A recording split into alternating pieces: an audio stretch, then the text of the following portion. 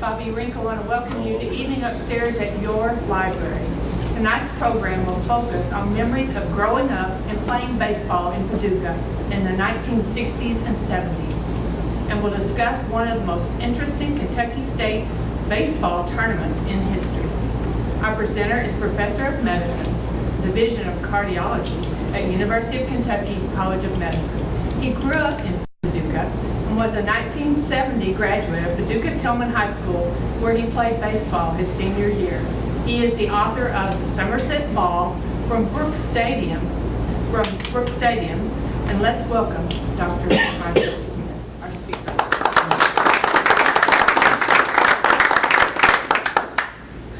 Well, thank you all, and thanks for coming out on a hot summer night, and really appreciate Mrs. Wrinkle and Nathan Lynn affording me this opportunity to come here. This is a great series. I watched a few of them on YouTube. She said, I live in Lexington. I've lived there since 1982, but my heart is here. I grew up here. I'm a Paducahan. I was born in Oregon, so I can't claim it as a native, but my dad moved here in 1953, and we moved about 2 or 3 blocks from here, across from Jeton Junior High School. Rented a house there, then moved to Coronado Court, lived in 2 different houses on Clay Street and Kentucky Avenue, and finally landed across from Brazelton back then on Lone Oak Road. My dad ended up being the head of the science department before he went to Murray State, and my mother worked all over town at the ICU Railroad, the law office, and the health department. So I feel like I know this town pretty well. I've been to all those places. I graduated from Jackson, Brazelton, and Tilghman, so straight through. And but as a family, we were oriented towards sports. He being associated with Paducah Junior College, we went to every game, and I mean every game. They would take me out of school early in the day and drive all the way to Somerset or Lindsey Wilson to watch games. He was an assistant coach and official scorekeeper, so we would ride with the bus or with the team, so a fantastic exposure early in life. And then in the summer, it was all about baseball. We lived at Noble Park like a lot of you did. I know when you're playing, it's one thing, but when you're there on the nights, you're not playing just to watch it, just to watch the other teams. That's when you know it's really in your blood. The rest of my life's pretty boring. I went to school at UK, then went off and got medical training at Medical College of Virginia in Richmond, and then came back on faculty and been there ever since 1982, been in the cardiology division. Where I'm the director of the Echo Lab along with my wife, Annette. We run that part of the show. And I have 2 adult children, Ellen and Benjamin. So that's just an introduction for those of you who don't know me. I am a Paducahan, and that's why this story is about that. So why write this book? I get this question all the time back home. Why are you doing this? You haven't lived there since 1970. And really, it's a series of coincidences, I have to say. I didn't plan to write a book. Memories just kept piling up, and memories are a strong motivator for putting down your thoughts. They really are. I encourage all of you to do it. I was at a basketball game, a UK blowout against somebody, and I was talking to the father of one of our nurse practitioners. It turned out he was from Owensboro. We're about the same age, and so we knew a lot of people in common and started naming names. Do you know, and who did you play against? And before the game was over, we had become really good friends. And about a week later, he sent me a box score from a game a Legion game, where the Owensboro Velvet Bombers, what a great name, had beaten the Paducah 31 Legion team. And I recognized everybody on the Paducah team, knew some of them from Owensboro. So I started sending him things. I went to my basement where my wife says you can find anything if you're missing. And I started mailing him box scores and pictures and things, so we got an association going. So then I decided, that one year, 1970, was really interesting for me. It's the only year I played baseball in high school, and I wanted to research that. So I went to the Lexington Public Library, where they had a good repository of the Lexington paper only, and I got interested in that tournament. And so I wrote a short story, first one about barnstorming, which we'll get to in a minute. I wrote it for my mom. My mom loved all this. She was with us the entire time, everywhere we went. And then soon thereafter, she told me she was going to have cataract surgery down here. She lived in Murray. She was going to Paducah to get surgery, get a cataract removed. I said, "Who's your doctor?" She said, "Dr. Marcus." I said, "Carl Marcus?"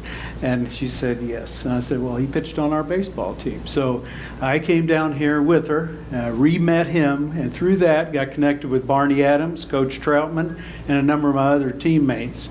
And we began an email train back and forth, and that just really kept me going. Well, at that same time, one of our cardiology trainees, one of our fellows at the time, Mike Faulkner, Dr. Mike Faulkner, is here tonight, was with us, and we were talking. He's from Mayfield, and I said, "Gosh, I'm from Paducah, and who do you know down there?" It turned out he's married to Bob Boland's daughter, one of Bob's daughters. So what a connection. Bob was a classmate of mine in 1970 and quite an athlete.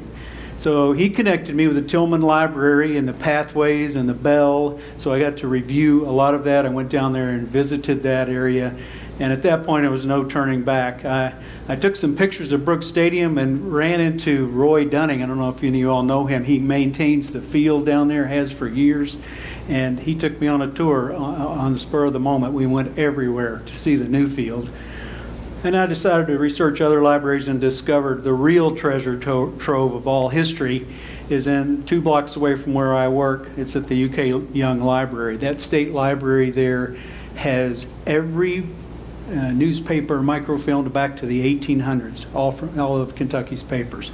So I could go there for hours. I've spent estimated over 100 hours in that library. They'd have to kick me out at midnight when they closed, but it was like reliving it. Reading the newspaper from the 1960s, it really takes you back. So this book that I wrote is really in 2 parts. I'm just showing you the chapters here. The first, if you haven't read it, the first 2 parts are about growing up in that era and playing baseball and learning to play baseball. And then the last part of it is about a detailed account of the Tilghman baseball season in 1970. All right. My dad drove us into the parking lot of J. Polk's Brooks Stadium, continued around to the right.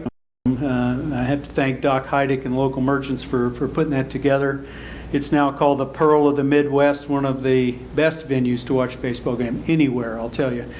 And of course now home of the new Paducah Chiefs. They're playing there tomorrow night. And I was able to visit that and take a tour, as I said. But the stadium didn't always look that way. When we were there, these are 2 of the seats that were taken out, and they looked about like that. If you remember those seats, they were wooden.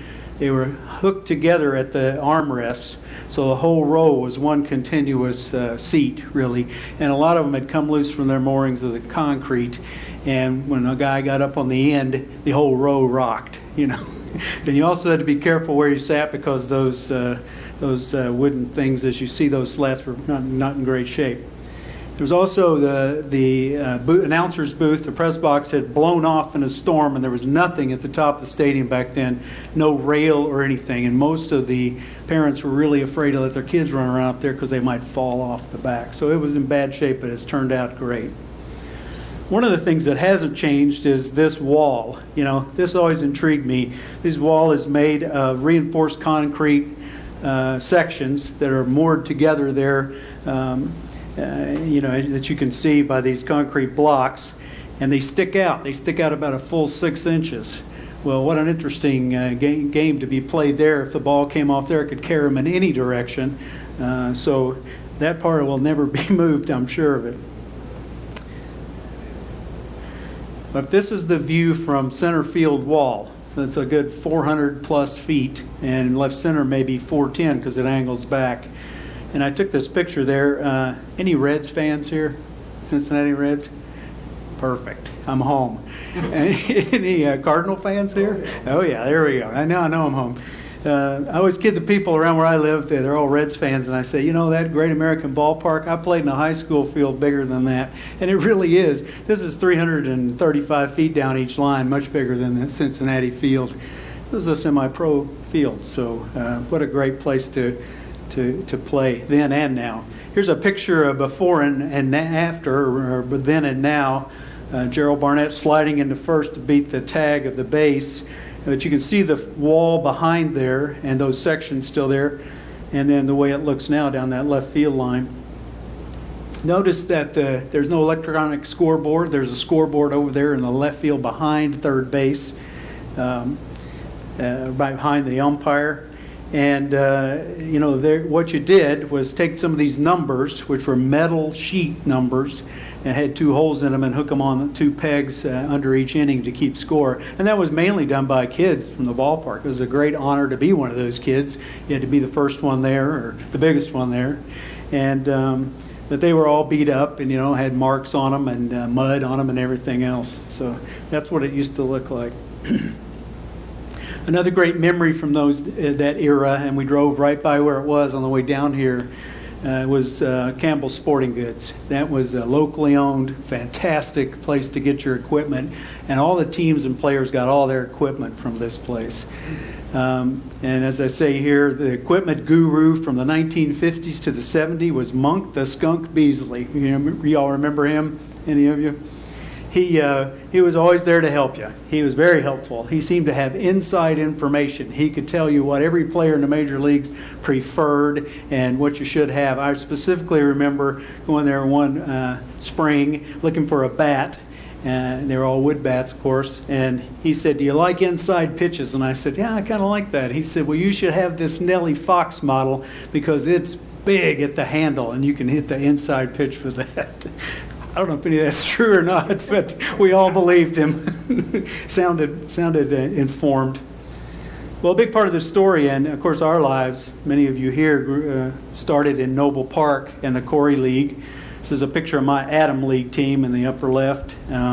This is the way the Adam Field looks now. Not too different. The chain link fences there, the dugout's about the same, not a real dugout. A tin roof and a bench where the kids sat. And then, of course, the park itself is fabulous. Just drove by there down here on the way down here, and those shelters. Gosh, my family spent every summer picnicking with relatives down there. Still a great place. One of the things about it that was unique to me was that we were really connected to St. Louis. This organization, the Khoury Baseball, started in St. Louis and spread through Illinois and West Kentucky. And when your team won a championship or you made the All-Star team, they sent you one of these official certificates signed by the people in St. Louis. You felt like you were part of the Cardinals organization. The park itself, of course, has a lot of unique attractions. I saw the presentation of Funland that was done out here. Fantastic. It brought back a lot of memories, including the Tilt-A-Whirl and the Gyrotron, the swinging gym. And this is a picture of one of our bands at Tilghman on the carousel, just to remind you what all was there. I was sorry to see that go.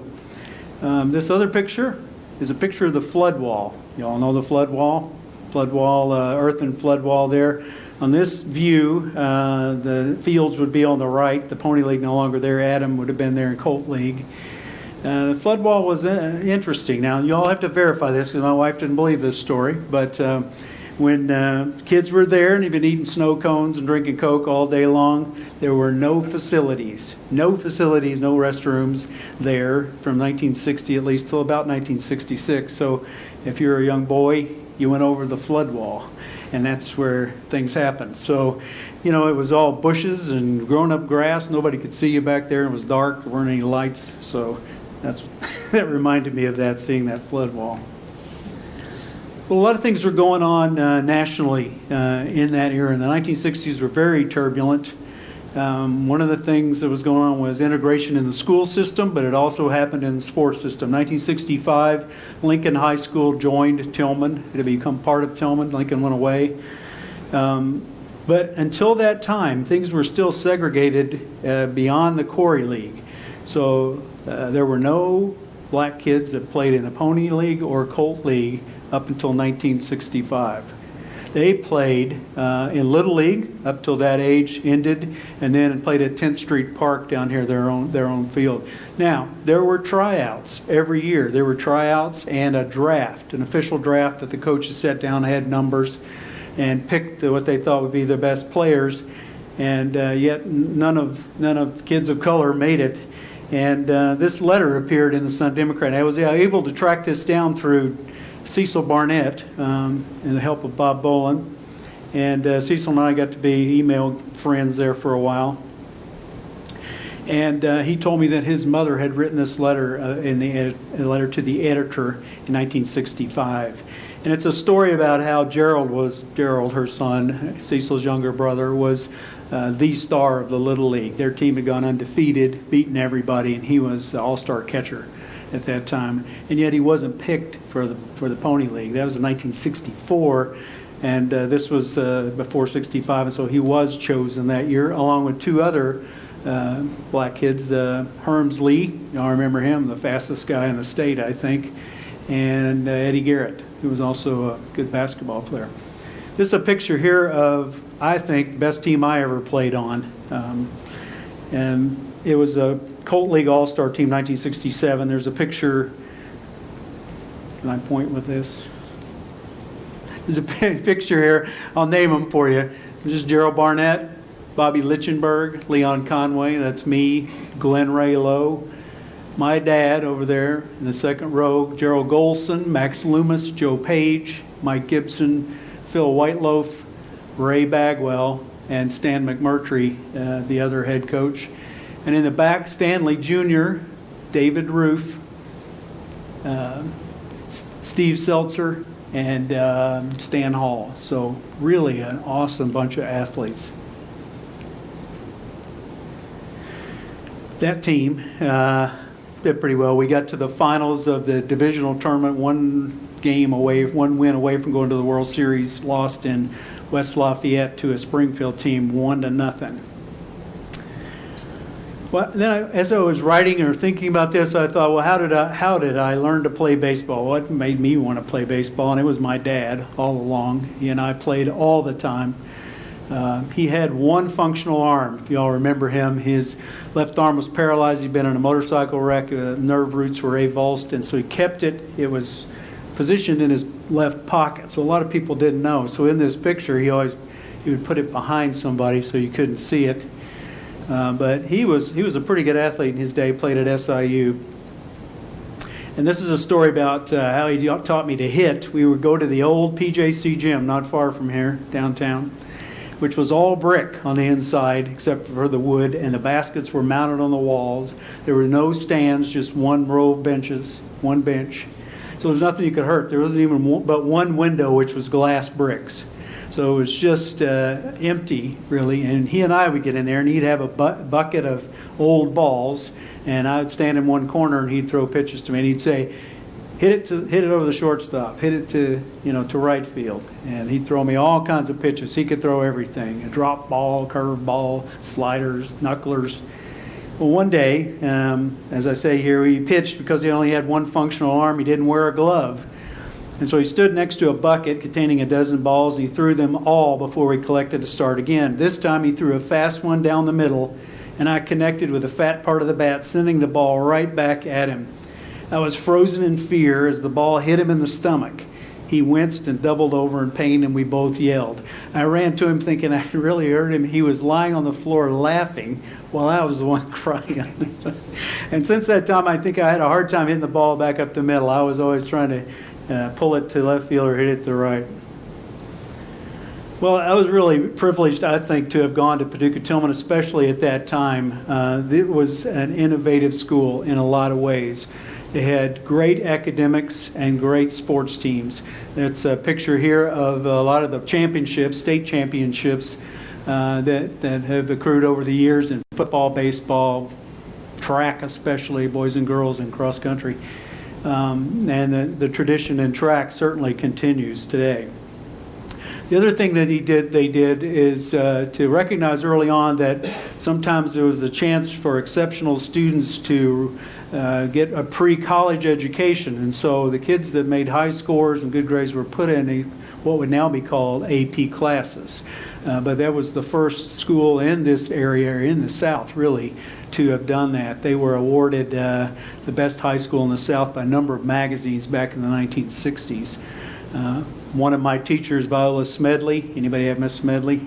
Oh yeah, she was a jewel. She was named the Harvard Teacher of the Year one year, and Tilghman also produced one Nobel Prize winner during that time. So good academics there as well.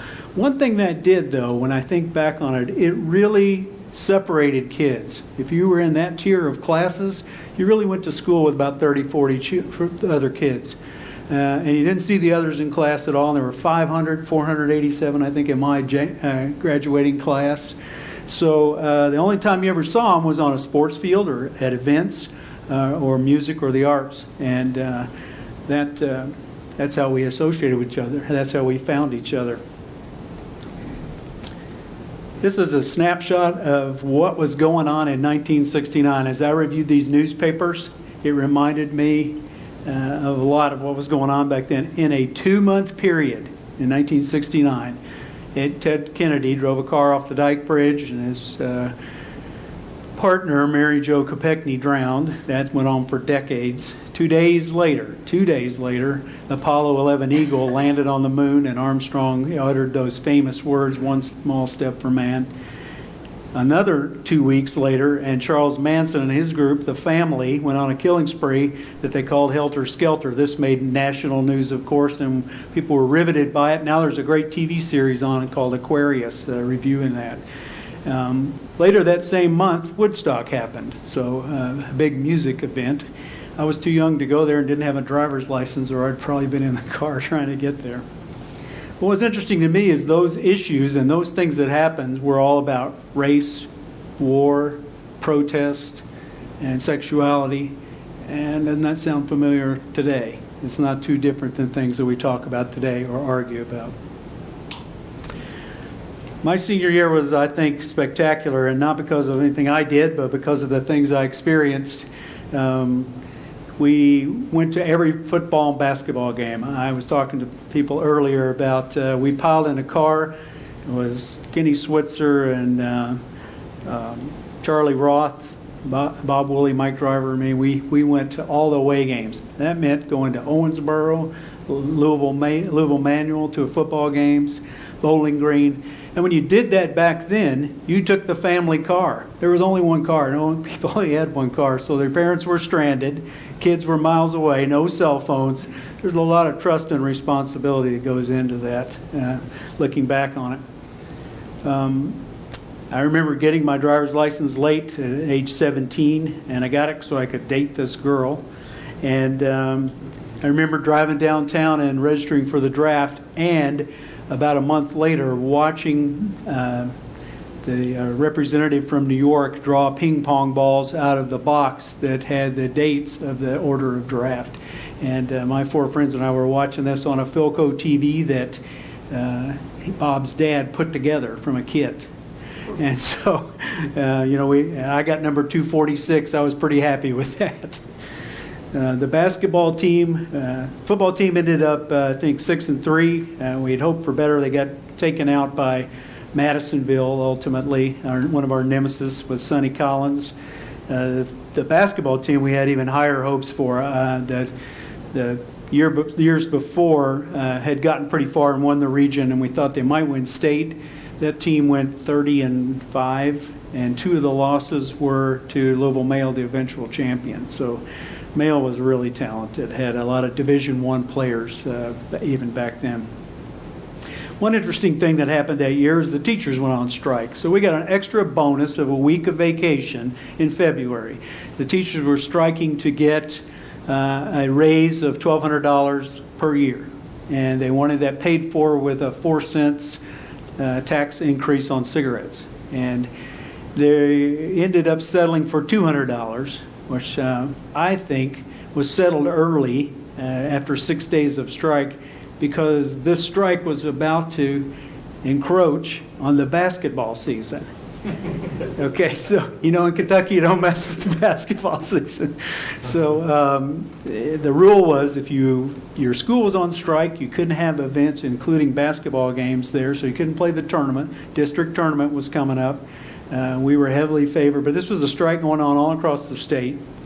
And so I think maybe they settled it to get on with that. In fact, the Paducah Sun that year, the Pick the Region contest that's always in there, didn't even run that because they thought there wasn't going to be a playoff. During that district tournament, there was a legendary shot. Many of you were probably there. I know Bob was. There was 1 second left before the half, and Terry Garrett was throwing the ball into the basket and overthrew Stan Hall. And the ball went to the other end. No one chased it except Stan. And he picked it up at the other free throw line and hooked it, and nothing but net at the other end. 75-foot shot. I think they should put a nail there or mark the floor there where that happened. There was a lot of snow that year. We spent a lot of time sledding down the hill over there by our Arcadia school.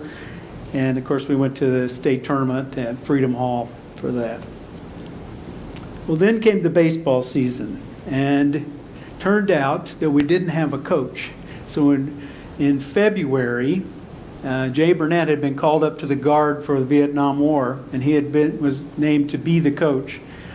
And Coach Despain, who'd coached for many years, had become assistant principal. So they identified that the guy they needed was young Bob Troutman. And I think it was a surprise to him. I interviewed him and talked to him about this, and he was excited to do it. I think he wanted to be a baseball coach. He had played at Tilghman, graduated from there, and played on the team.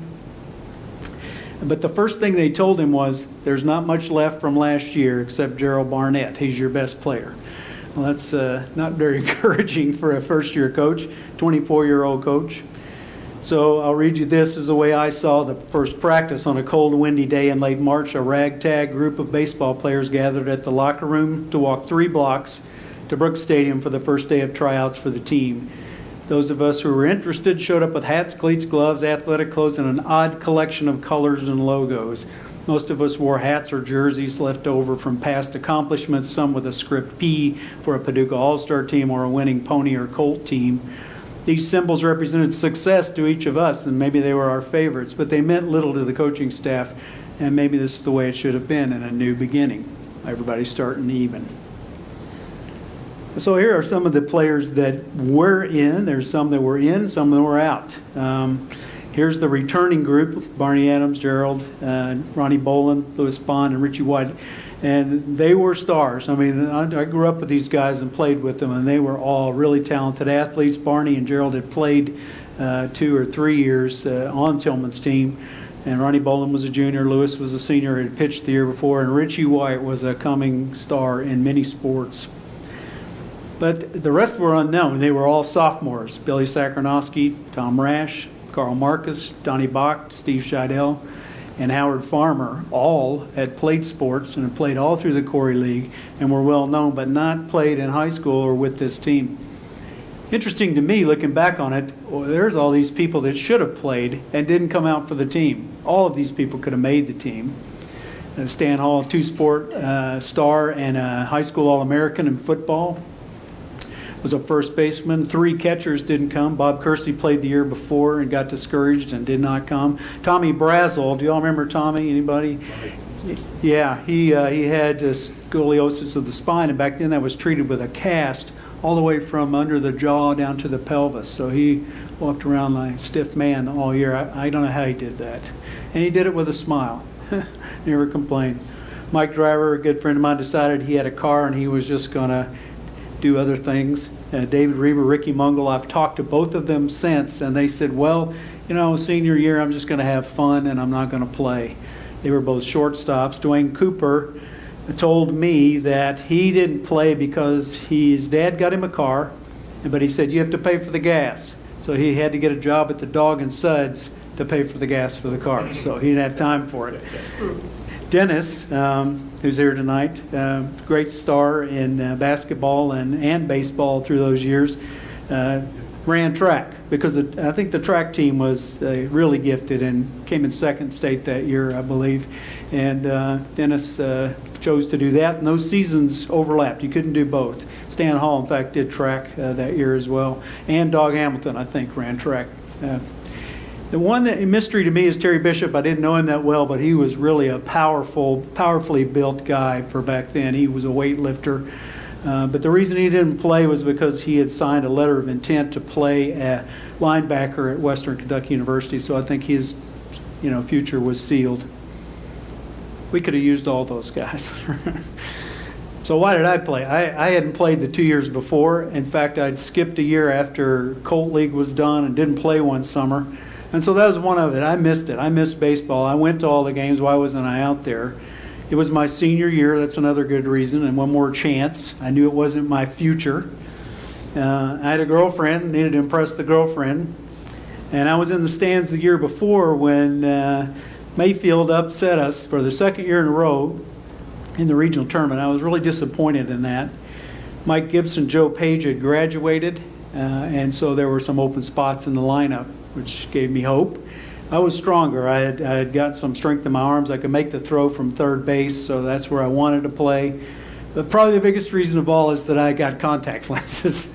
What a big difference in vision in a game where you have to watch the ball and make quick judgments. I've been wearing those big glasses, which are now in style again, by the way. So, looking back at the history, Tilghman's had a great baseball history. Started out in 1958, 59, and 60, won the region 3 years in a row, and the 1960 team won the state championship up in Lexington. And it's a trivia question, but that's only one of 2 state champions from the first region in baseball. The other one's Christian County, which isn't always in the first region. So really, that to me is the only one. A great team led by Bill Ragland mainly. I don't know those guys very well, but a fantastic group and a great run. Their season was a lot like ours. They started out kind of mediocre, average, and then just got it together and went on a big streak. Then Tilghman was sort of spotty during the 60s, and then 66, 67 won the region again, but lost in the first round at state. In 68 and 69, Mayfield took us out both times in the region. North Marshall ended up beating them in 69, but Mayfield was our nemesis, no question about it, in every sport. So our season started something like this. I'm not going to go through every game, but we started right away in an inauspicious beginning, losing to a doubleheader to Rockport in southern Indiana, always a powerhouse in baseball. The team the year before had beat them a doubleheader in Rockport, so that didn't look good for us. We beat 2 local teams, St. Mary's and Metropolis. And in those 3 games, notice the dates, 13, 14, 15, 16, 17, and 18, playing every day. And 3 of them were away games right there in the middle, Metropolis, Cape, and Sykeston. We would get on a yellow school bus with the metal benches, not very comfortable, a lot of bumpy ride, and drive those things over the Mississippi River. That little bridge is only about 8 feet wide, I think, and go over there and play. We beat Metropolis, a lot of those Gray Scats kids. We got absolutely hammered by Cape. They were a superior team at that point in the season and probably all year. They were perennial contenders in Missouri, and they beat us bad. That's the only loss we had that was really a bad loss. And we brought some of it on ourselves. We made a lot of errors. We still weren't used to playing together. Some of us in different positions, didn't know each other. So we made a lot of talk on the way back from Cape that time and said, we're going to get better. We're not going to have pass balls, overthrows. We're going to field the bunt. We're going to do things better, and we're going to dedicate to it. And the next day, got in the bus and went back and just plastered Sykeston, Missouri, and we all felt a lot better about it. We ate at Lambert's on the way back home, all of us, where they have the throwed rolls. You don't know that place. And then we were winning locally. We beat Heath. We got rained out at Lone Oak, probably a good break. Barely beat Christian County. And so we were 5-4 sitting there, not too bad, coming along, getting ready to play Mayfield, who was the number 1 first region team. They ended up the season 18-1 that year, 18-2 actually. So that was a really tight game. In the 6th inning, the score was still tied 2-2. Bottom of the 7th, when Harold Kelly hit a triple and had tied the game, but couldn't get him home. So 2-2 going into extra innings, went 9 innings, and we fell apart in the 9th inning. Started throwing the ball around, dropping balls, and lost that game in the 9th inning. We were pretty disappointed, especially since I still remember ringing in my ears, their fans chanting, "We are number 1." And this was in our stadium. So we were pretty disappointed, but the coaches said, I remember this too, it's okay because we get them back in their stadium next week. We'll play them there. So the rest of the regular season wasn't much better. We beat Metropolis again, got rained out at Heath. It was the rainiest season on record, so a lot of games got canceled. And then we beat Reedland, but then lost a doubleheader to Davis County. Later lost another doubleheader to Owensboro, so we lost all 3 doubleheaders. Now, those were all tight games. These 2 of those were in 10 innings, so 3 extra innings, and against really powerhouse teams. Owensboro, for example, was the defending state champion from the year before. So we weren't really doing that bad. It just seemed like the record wasn't good. And the Mayfield game, our chance for revenge, we got rained out. So we beat Livingston, and that was supposed to be the end of the season. And on the bus on the way back there, Coach Troutman announced, well, I've added a game. We're going to play Murray next week. And partly that was because we had so many rainouts. And he had arranged for us to go down there on the weekend and play Murray at this field. And the picture there is taken where they still play these games in Murray. It's their football stadium, if you've ever been over there. Here, picture is taken standing at home plate. And the left field line is about 250, 260 feet. And about 280 in left center field, and then it's a mile and a half to the other end down there, which is just the school. It's beyond the goal post. People that kick extra points would go up on the roof. But it was over 450 feet down that way. A really odd visual thing. So before the game, some of our power hitters, Richie White, Ronnie Boland, Howard Farmer, sort of envisioned this as the Green Monster. We're here at, in Boston, and decided to have a little home run derby. And they were trying to hit balls out the left field because it was short. Coach didn't like that too much. He said we were unfocused. This is true.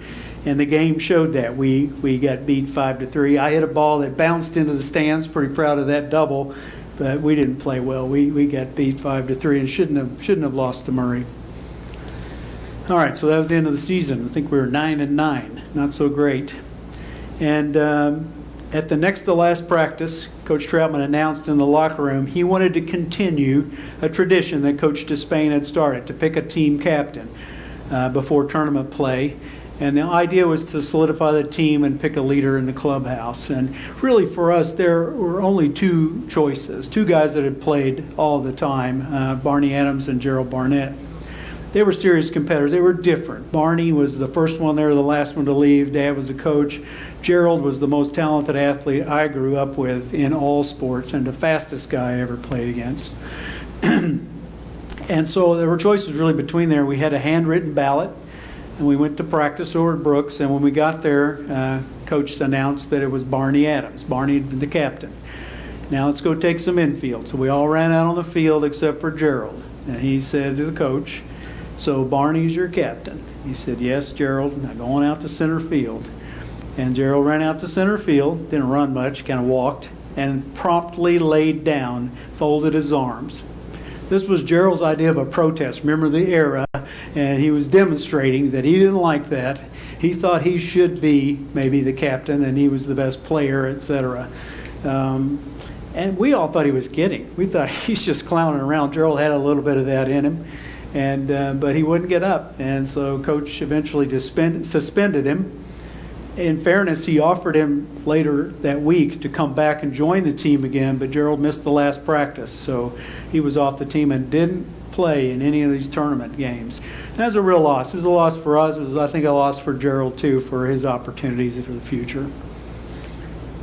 One of the things was in the district, the draw was unusual. We didn't have to play Lone Oak. They were in the bottom half. We played Heath and beat them.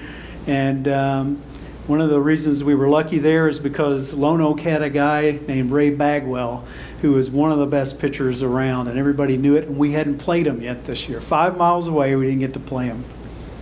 As I say here, I didn't own a catcher's mitt, but on certain occasions I borrowed an old Dell Crandall. We went down to this tree-lined ditch between a fence row and a raised road bed. And Mr. Bagwell had built this pitcher's mound and stepped off the approximate distance to a plate, which was a square piece of cardboard salvaged from a box that advertised DeKalb soybean seed. And Ray beat me up doing that. I was not able to catch a lot of his curveballs. He was trying to learn to throw a curve. My dad was trying to teach him. I didn't have a cup, shin guards, or a chest protector, so I was pretty beat up at those.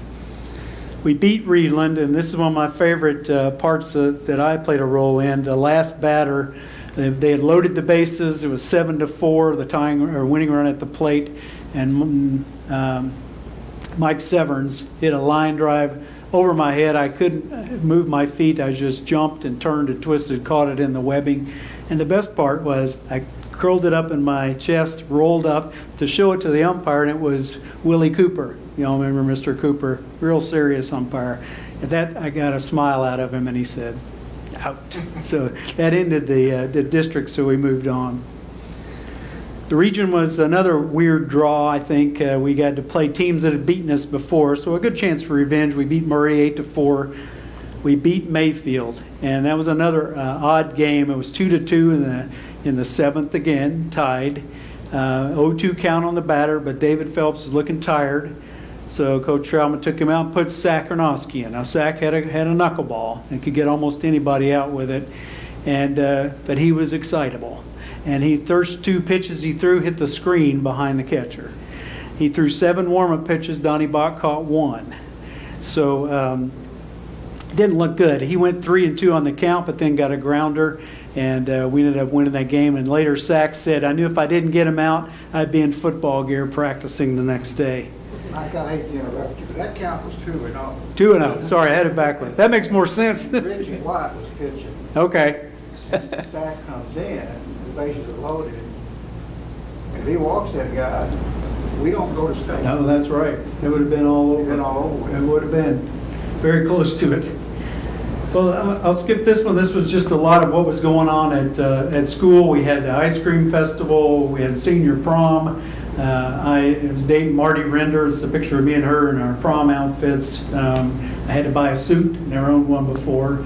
And the prom was the age of Aquarius. So honors day occurred, graduation occurred, and we were still playing baseball. School was over.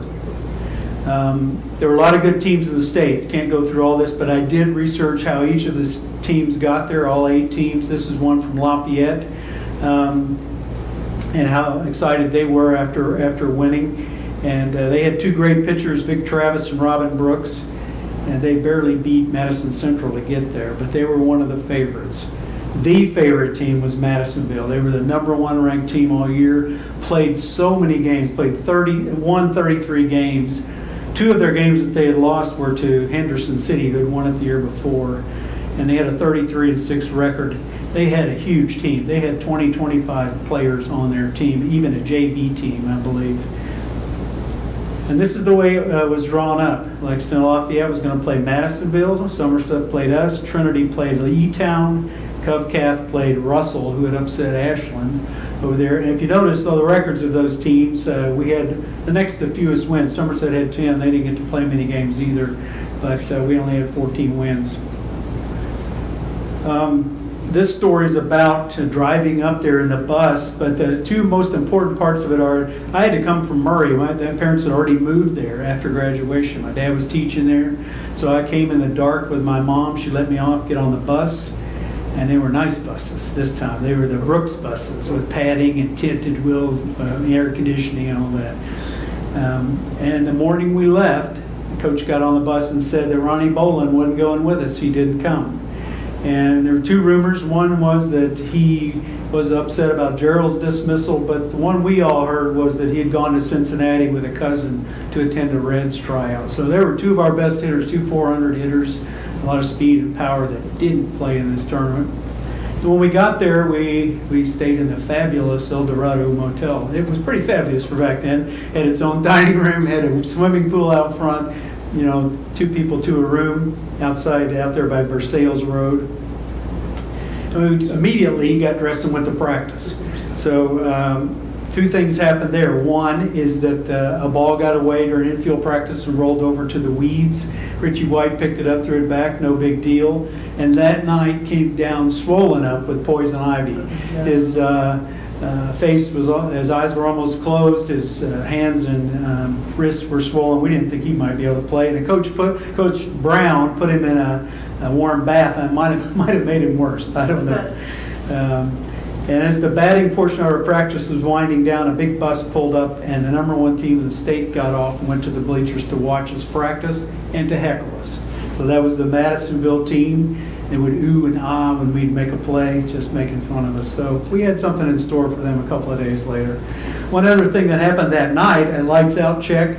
We were 2 to a room, and Barney and Don Bach were rooming together. Coach Brown knocked on the door. Barney jumped over one of these cot beds and hit his tailbone, fell and hit his tailbone on the side of the bed and was really in a lot of pain. He sat in ice all night. Can you imagine that? And we were worried he might be seriously injured, but he managed to come and play 2 games in this tournament. Well, we were there to witness this game that is a historic game, the first game of the tournament, the best 2 teams probably. Madisonville beat Lafayette in 22 innings, still the longest game played. The game was tied at the end of the 6th at 5-5. Both teams scored 5 in the 14th inning. Another run each in the 14th, and then a bunch of zeros until this play where Madisonville's Kern Hunter slid in. He was trying to be going to be tagged out at home, but knocked the catcher and dislodged the ball. That's a play that can't happen anymore, but used to happen frequently. Interesting thing here, Vic Travis pitched for Lafayette. He pitched 18 2/3 innings and got the loss. He also went 4 for 10 at the plate. He was a great player. This is the only picture of our team. It's the only one we had all season. Didn't make the paper or anything. And this, I don't know who took it, but it was outside the field. The field is up on the top here, and we're down where the track currently is. And we all lined up. Look how somber we look. We don't look very happy. This is Richie here. His face is all swollen up, still red. And we all had new hats. Coach had gotten us new hats. We didn't like them too much. They were all blue, and they had a box tee, and the earlier one version Coach has on here is a script tee with a red bill. So I don't know, maybe these hats didn't fit well. Maybe we had too much hair. I don't know. First game we won against Somerset. I'm going to have to speed this up a little bit. This is one of the plays. That's me catching a ball that Don threw to try to get a guy stealing third. And the reason I show this is Tim Williams caught his foot under the bag here, turned his ankle real bad. He was one of their stars. We thought he might be out for the game, but he wasn't. And we somehow won that game 4-3. And we won it on a pass ball in the 7th inning. And Coach was more excited than I, and more animated. I'd seen him all year. So he grabbed one of the game balls and he handed it to us, and we all signed it. We signed it with a pen that had green ink, the only one we had, and gave it back to him, present to him, that we won his first game for him. And that ball was recovered some 45 years later from him, and it's the cover of the book, that picture there.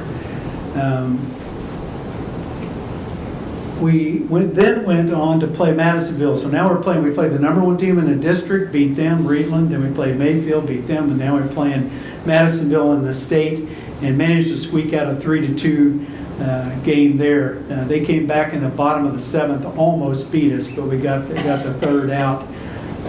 Somehow Barney Adams with his sore tailbone was still playing and making great plays at second base. That probably kept us in the game. And we had a new nickname for our pitcher. David Phelps was now the Iron Man. It was a nickname that was from the pros, but he began to pitch nearly every inning. He was the most solid performer at pitcher. And he was going to go up in the finals against the winner of the other bracket, which was Sundance Kid, Ernie Lewis. Ernie was a star athlete, was a quarterback on the football team that won the state. And they were both good pitchers. We expected a really tight game. Ernie was kind of cocky, to say the least. He was confident and would say things in the press that kind of irritated people, but he was a really good athlete. We were waiting for the bus. Don Bach said, if we win this game, I'm going to come back here and jump in that pool with my uniform on. And I said, if we win that game, I'm going to steal third base bag and bring it home. And so we were all laughing. That's the funniest we were all year, because we knew this was a pretty serious game. And on the field, one of the first things that happens, we were in the field first. Coach Troutman hit a ball to me at third, said get 2. I grabbed it, threw it to second. Barney was coming across the bag, took his eye off of it, as he tells it, and it hit his middle finger and probably either dislocated or fractured it. He came out of the game, never played, went to UKER for that whole final. So we had another great player off the team for this final game. Barney was pretty tough, though. He wasn't crying or yelling, and it was pretty obvious it was a bad injury. And then we lost. Just to summarize that, the rain came and went during the game, and we got behind very early. Billy Sakarnowski was named the pitcher. When he threw his knuckleball, no one could hit it. But here's a quote from Ron Luciano, the famous umpire. Not only can't pitchers control it, batters can't hit it, catchers can't catch it, coaches can't coach it, and most pitchers can't learn it's the perfect pitch. And it's really true. If you can get it over, or people are swinging at it, it's just unhittable.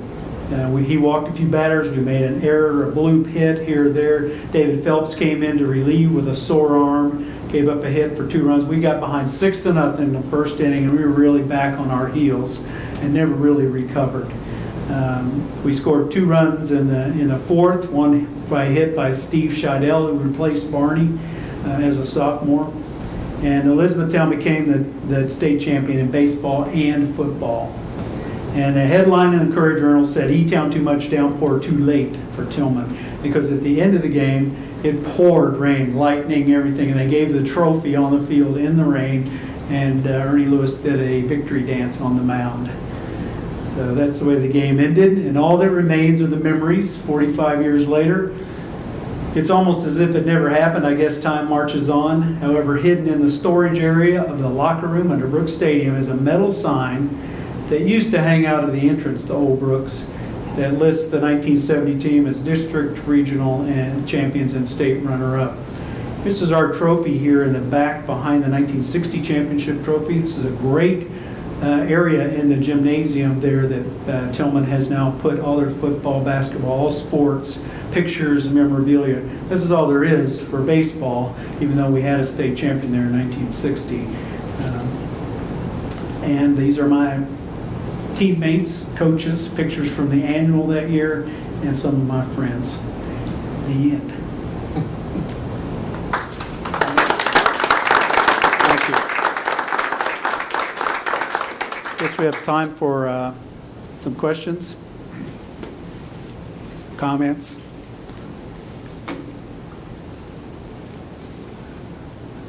Well, yes? We used to sneak in Brooks Stadium in, I guess around 63 to 65. The scoreboard was in the center field, and we'd climb up the scoreboard to get in. And we'd play all day. It's a good park, though. Yeah, it wasn't used at all. Yeah, but when I was a kid, we went to all-night sings and revivals and concerts. I saw Jesus Christ Superstar there. I mean, it was used as a community event center as much as it was baseball. All the teams in the region played there, Legion team, EJC, Tilghman. Coach Shelton. Yeah, I've got a lot of comments, but I can't make it. No, they're all good. I'd like to probably talk about Billy Sakarnowski and David Phelps. And that you were very modest about that catch you made. When Mike first emailed me in 2011, we hadn't even talked for 41 years. True. And you left out some great stories, but he said, you probably don't know where I am. Of course I do. He made the catch. I mean, that was the catch that put us in the regional tournament. It was a phenomenal catch. If he doesn't make that catch, we'd probably end up losing the ball game and so on. But the point I wanted to make was, Tilghman's been playing baseball for 58 years. They've got to the state championship game 3 times. Mm-hmm. My brother here was on the state championship team at 6 of them. In the 70 team, they put 99 on the season, criticized all year long as well as the coach. And we got probably the toughest schedule in the area.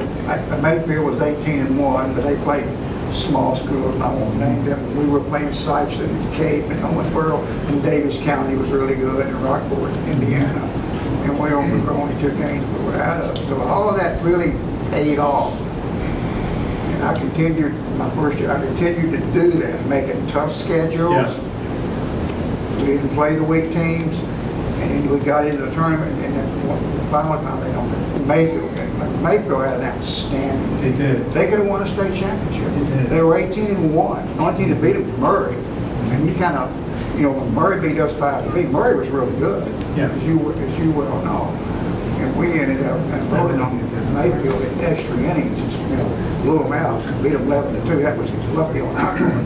But that was such a phenomenal game to get into extra Yeah, innings. So there David were so Fowler, many- Ricky Lampkin. David Fowler. Mhm. There were so many phenomenal things that Johnny happened Walker, that made it All-State happen. catcher. That made Ken this season Ford, happen. Ford played, yeah. Fowler went on to play professional football. He was one of the pitchers. Joe Ford played too. Joe Ford was on Joe the Joe Ford played third base for them, yeah. Perkins. Yeah, they were talented. And they were a pretty cocky bunch. Always a rivalry You there. got the revenge. We Your did, revenge. we did. Well, thank you all for coming out, I appreciate it, and I'll be happy to, Steve, I'd like to say one thing, Dennis, that Coach Stroud can verify this. When you see the stadium now, and we were played there, the first thing we did when we go out there, we'd have to dig up all the grass. We got the field ready with hose and tillers to get it ready to play on every year. And now you see it now, and it's just immaculate. The players walk over there and it's already, we worked on it. We had to get it ready before we play. Steve. I